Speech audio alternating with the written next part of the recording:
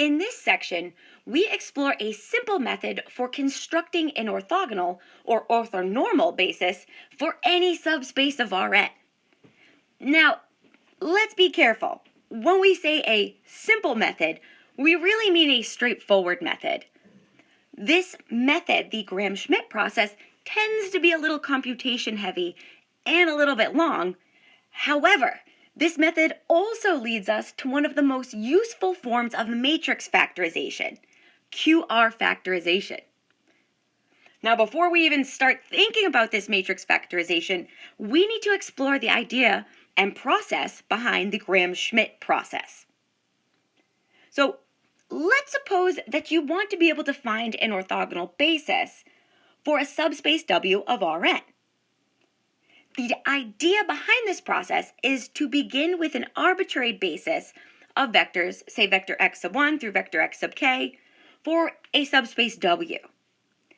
We then take this arbitrary basis and we orthogonalize it one vector at a time. So to motivate the Gram-Schmidt process in Rn, let's begin by exploring the basic construction of this subspace using an illustration in R2.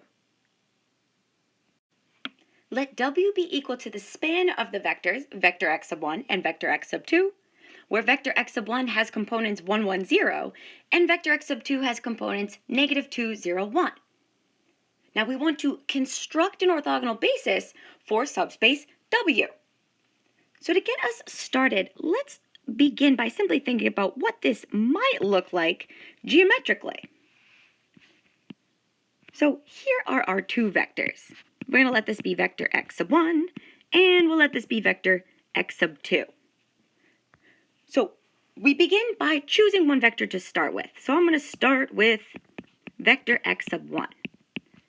And so the question that we're asking ourselves is, how can we find another vector orthogonal to vector x sub 1 using vector x sub 2? Well, we can use orthogonal projections. So we want to begin by finding the projection of vector x sub 2 onto vector x sub 1.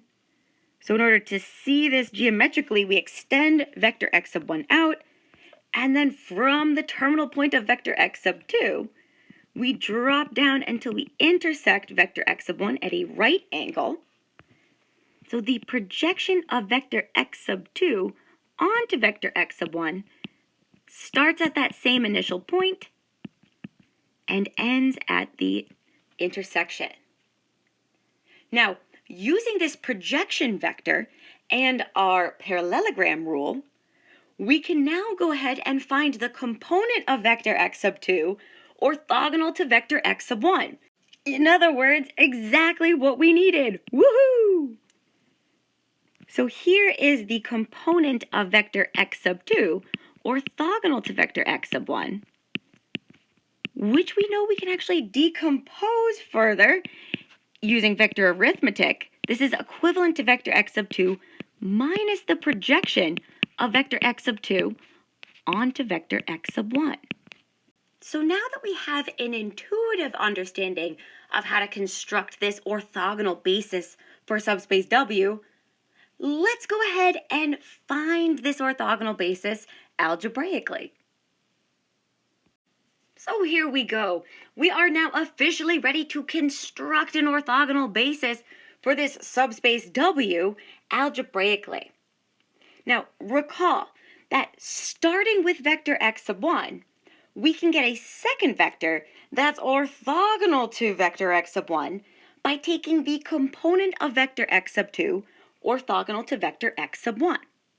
So here we go. Let's let a vector v sub 1 be vector x sub 1. So then we can define vector v sub 2 as being equal to the component of vector x sub 2 orthogonal to vector x sub 1, which we know we can decompose to vector x sub 2 minus the projection of vector x sub 2 onto vector x sub 1.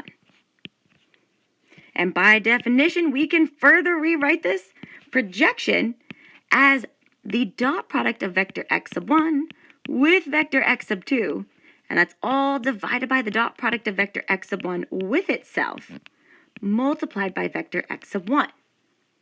So let's do this computation.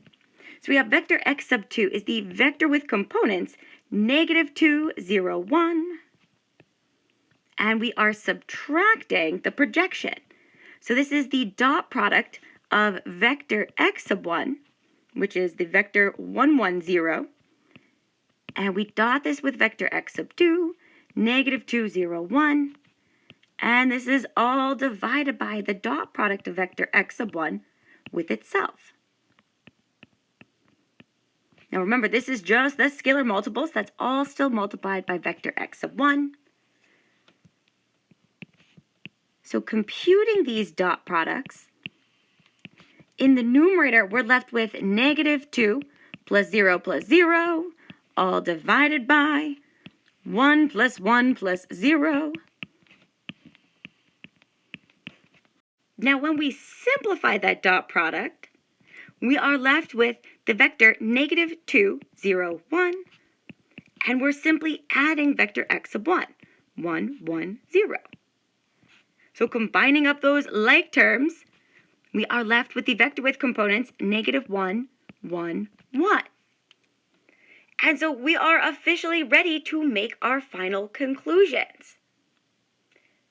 So we have that the set of vectors, vector v sub 1 and vector v sub 2, is an orthogonal set of vectors in subspace W. Now, because this is an orthogonal set of vectors, we know this means that vector v sub 1 and vector v sub 2 is also a linearly independent set of vectors. So therefore, since the set of vectors, vector v sub 1 and vector v sub 2, is an orthogonal set of linearly independent vectors, and since the dimension of subspace W is 2, we can officially conclude that this set is an orthogonal basis for subspace W, making this our beautiful final answer. Now, one final love note for this illustration is that the order in which you construct this orthogonal basis matters. Notice how with this example, we started with vector x sub 1. If we had started instead with vector x sub 2, we would have attained a different orthogonal basis for the subspace W. So just be careful that you're keeping the order in mind.